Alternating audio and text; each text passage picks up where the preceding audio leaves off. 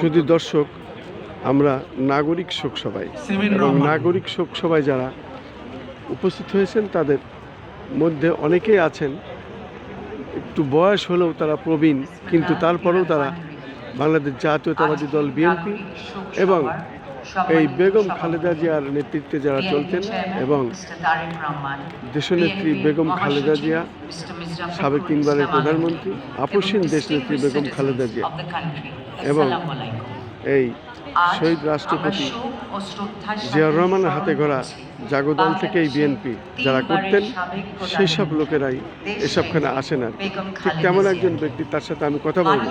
আপনি আপনার নামটা বলুন। আনোয়ার ইসলাম মঞ্জু, কৃষিবিদ আনোয়ার ইসলাম মঞ্জু। কৃষিবিদ আনোয়ার হোসেন মঞ্জু।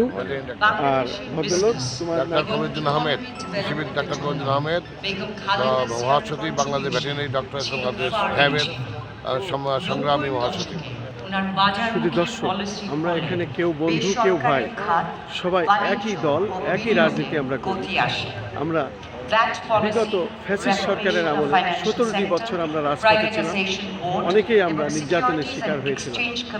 আজকে আমরা নাগরিক শোক সভায় এসেছি, এসে অনেকের সাথে আমাদের পরিচিত হচ্ছে।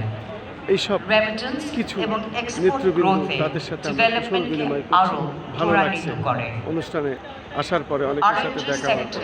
আমি খন্দকার মাসুদুজ্জামান, ধারাবাহিকভাবে এটা আমরা সকাল থেকে প্রচার করে যাচ্ছি।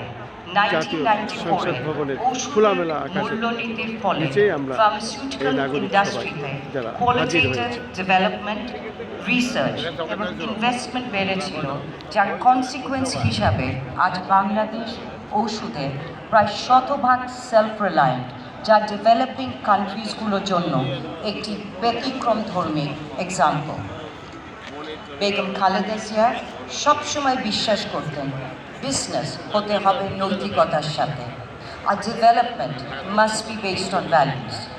আর এই ভ্যালুজগুলোর রিফ্লেকশন আমি খুব কাছ থেকে দেখেছি আমার বাবা ট্রান্সকম গ্রুপের ফাউন্ডার চেয়ারম্যান প্রয়াত লতিফুর রহমানের জীবন ও কর্মে।